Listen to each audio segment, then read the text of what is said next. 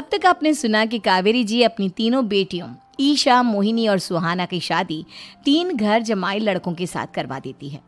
उन्हें लगता है कि ये लड़के शायद घर का कामकाज संभाल लेंगे, लेकिन उनके तीनों घर जमाई बहुत आलसी थे। वो नौकरी भी नहीं करते थे और बाहर का काम भी नहीं। कावेरी जी ने अपनी बेटियों से कहा कि वो प्रेगनेंसी का बहाना बनाकर अपने पतियों को सबक सिखाए। अब सुनिए आगे। मम्मी, आपने जैसा कहा था हमने वैसा ही किया, लेकिन देखिए ना, विवेक का हाल तो वैसा का वैसा ही है। घर में ना सुबह का नाश्ता बनता है और ना खाना। नौकरी पर जाने की बात करूं तो खाने को दौड़ते हैं मुझे। हाँ मम्मी, मैंने भी सुमित को कितनी बार कहा कि अगर नौकरी नहीं करनी तो कोई छोटी सी दुकान ही खोल लो, घर का खर्चा कैसे चलेगा। देखो दोपहर के 12 बजने आए और जनाब अभी तक सो रहे हैं। हाँ मम्मी, ईशा और सुहाना ठीक कहती हैं। अविनाश का भी यही हाल है। जब मैंने अपनी प्रेगनेंसी के बारे में कहा तो मुझसे कहने लगा, अरे दूसरी लड़कियां तो 9-9 महीने तक नौकरी करती है, बस डिलीवरी के टाइम छुट्टी लेती है। मोहिनी, तुम भी नौकरी करो। अब मुझे कहाँ नौकरी मिलेगी। मम्मी बताओ अब मैं क्या करूँ। हे भगवान, क्या सोचकर घर जमाई दामाद लाई थी मैं कि मेरी बेटियां मेरे पास रहेंगी और खुश रहेंगी, लेकिन इन आलसी दामादों ने तो हमारी जिंदगी को भी प्रॉब्लम में डाल दिया है। मैं तो कहती हूँ मम्मी, हम लोग वापस अपनी जॉब पर जाना शुरू कर देते हैं। बता देते हैं इन लोगों को कि हमने प्रेगनेंसी का बहाना किया है। नहीं नहीं बेटा, ऐसी गलती भी मत करना। अगर तुमने ऐसा किया तो इन तीनों की आदत और ख़राब हो जाएगी। अरे आज नहीं तो कल कभी तो तुम प्रेग्नेंट होगी, तब वापस यही प्रॉब्लम आएगी, तब क्या करोगी तुम तीनों। हाँ मम्मी, आपकी बात तो बिल्कुल सही है। इन लोगों को तो सुधारना ही पड़ेगा। लेकिन कैसे? अपने बच्चों के आने की खबर सुनकर भी इन लोगों पर कोई असर नहीं हो रहा। पैसे कमाने के लिए घर से बाहर निकलना ही नहीं चाहते ये तीनों। अब मेरे दिमाग में एक प्लान आया है। तुम तीनों चिंता मत करो, उन तीनों को बुलाओ, फिर मैं बात करती हूँ। थोड़ी देर बाद कावेरी जी अपने तीनों दामादों को सामने बुलाकर अपनी बात कहना शुरू करती हैं। अविनाश, सुमित और विवेक, देखो बेटा, मैं ना तुम तीनों से बड़ा प्यार करती हूँ, इसीलिए तो तुम्हें घर जमाई बना कर रखा है मैंने। अरे मम्मी जी, सीधे सीधे कहिए ना, क्या बात है। प्यार तो हम भी आपको बहुत करते हैं। अरे मम्मी जी, आपकी इज्जत भी बहुत करते हैं। अरे भाई, आपके जैसी सास और कमाने वाली बीवी सबको मिलती है क्या? हाँ मम्मी, विवेक और सुमित ठीक कह रहे हैं। आपकी बेटी से शादी करके मेरी तो ज़िंदगी ही अच्छी हो गई है। जानती हूँ मैं, और ये भी जानती हूँ कि तुम तीनों अपने अपनी बीवियों से बहुत प्यार करते हो। बेटा, बात ऐसी है कि हमारे कुल गुरु ने कहा है कि प्रेग्नेंट होने के बाद मेरी तीनों बेटियां शुरू के 4 महीने हमारे गांव में जाकर रहेगी, जहां मेरे चाचा जी रहते हैं। अरे लेकिन क्यों मम्मी, गांव में जाकर रहने की क्या ज़रूरत है इन तीनों को। वो क्या है ना बेटा, हमारे परिवार को एक श्राप है। अगर मेरी बेटियों ने यहाँ पर बच्चा पैदा करने की कोशिश की तो उनके बच्चों को कुछ भी हो सकता है। इसलिए अब से लेकर 4 महीने पूरे होने तक इन्हें गांव वाले घर में रहना पड़ेगा।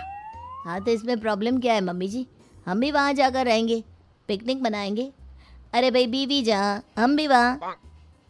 हाँ यार, आइडिया तो बहुत अच्छा है। शहर की ज़िंदगी में रह रहकर परेशान हो चुके हैं, अब कुछ दिन गांव में बिताएंगे। तुम लोग समझने की कोशिश क्यों नहीं करते। तुम में से कोई भी वहाँ नहीं जा सकता, और मैं यहाँ रहूँगी ना तुम तीनों के साथ। 4 महीने की तो बात है, उसके बाद ये तीनों ही लौट कर आ जाएंगी। ठीक है मम्मी जी, अब हमारे बच्चों का सवाल है तो ये तो करना ही पड़ेगा।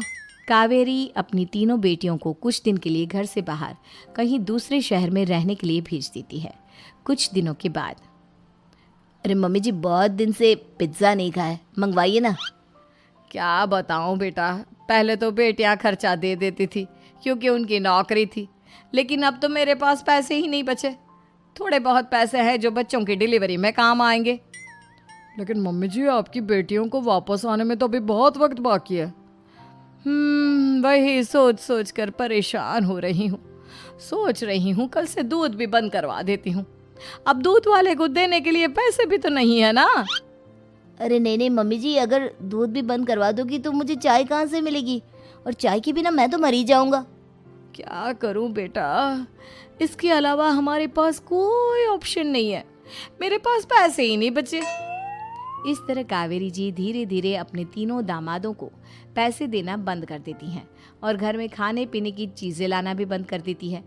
अब वो तीनों बुरी तरह से परेशान होने लगे थे और इसलिए एक दिन तीनों प्लान करके घर से बाहर निकलते हैं और बाजार में जाने के बाद यार अच्छा खाना खाए हुए कितने दिन हो गए, पता नहीं कब अच्छा खाना मिलेगा। हमारी बीवियों के जाने के बाद तो हमारी हालत भिखारियों जैसी हो गई है यार। कुछ भी हो, मुझे तो आज पिज्ज़ा खाना ही खाना है। जेब में 1 रुपया नहीं और पिज्ज़ा खाएगा, कहाँ से आएंगे पैसे? अरे देख वहाँ सामने बोर्ड पर क्या लिखा हुआ है, कंप्यूटर पर काम करने के लिए एक आदमी की आवश्यकता है। भाई मैं तो जा रहा हूँ, काम करूँगा और शाम तक पैसे लाकर आराम से पिज्ज़ा खाऊंगा। जा जा, तुझे कोई काम नहीं देने वाला, हम तो घर जा रहे हैं। चल भाई सुमित। सुमित और अविनाश वहाँ से चले जाते हैं और विवेक उस कंप्यूटर शॉप पर सारा दिन काम करके 5,000 रुपये कमा कर घर लौट कर आता है और अपने खाने के लिए अच्छी अच्छी चीज़ें भी लेकर आता है। ये देखकर विवेक और सुमित के दिल में भी कुछ पैसे कमाने की इच्छा जागती है। अरे सुबह सुबह कहाँ चल दिए तुम?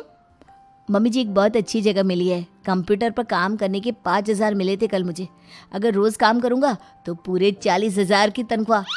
अरे वाह, ये तो बहुत अच्छी बात है दामाद जी, आपको जाना ही चाहिए। सुमित और अविनाश विवेक को इस तरह तरक्की करते देखकर परेशान हो जाते हैं और वो दोनों भी काम की तलाश में निकल पड़ते हैं। धीरे धीरे उन दोनों को भी काम मिल जाता है। अब कावेरी के तीनों दामाद छोटी मोटी नौकरी करके अच्छा पैसा कमाने लगे थे। एक दिन कावेरी उन्हें अपने पास बुलाती हैं। अरे वाह, विवेक 40,000 कमा लेता है, अविनाश 60,000 और सुमित तुम भी 40,000 के आसपास कमा ही लेते हो। कुल मिलाकर तुम अच्छे खासे पैसे कमा रहे हो बेटा। हाँ मम्मी जी, बहुत मज़ा आता है जब महीने के एंड में मोटी रकम हाथ में आती है। पूछिए मत मम्मी जी, घर में रहकर रोटी बना बनाकर और तो जैसा महसूस होने लगा था मुझे तो। हाँ बेटा, तुम तीनों की बात तो बिल्कुल ठीक है और जानते हो अब तुम तीनों की पत्नियां भी वापस लौट कर आने वाली है। लेकिन मम्मी जी अभी तो उन्हें गए सिर्फ 2 महीने हुए हैं, आपने तो कहा था वो 4 महीने के बाद लौट कर आएंगी। ऐसा कुछ नहीं है बेटा, मैं सिर्फ तुम तीनों को सबक सिखाना चाहती थी कि आदमी घर में बैठकर बीवी की कमाई खाता हुआ अच्छा नहीं लगता। इस दुनिया में हर इंसान को मेहनत करनी चाहिए, काम करना चाहिए, चाहे वो औरत हो या आदमी, ताकि अपने परिवार को संभाल सके। कावेरी की बात सुनकर उन तीनों को अपनी गलती का एहसास होता है और कावेरी उन्हें सच बता देती है कि ईशा, सुहाना और मोहिनी शहर में ही कहीं दूसरी जगह रह रहे थे। शाम के वक्त उन तीनों की पत्नियां लौट कर आ जाती है और कावेरी जी का परिवार एक खुशहाल परिवार की तरह रहने लगता है।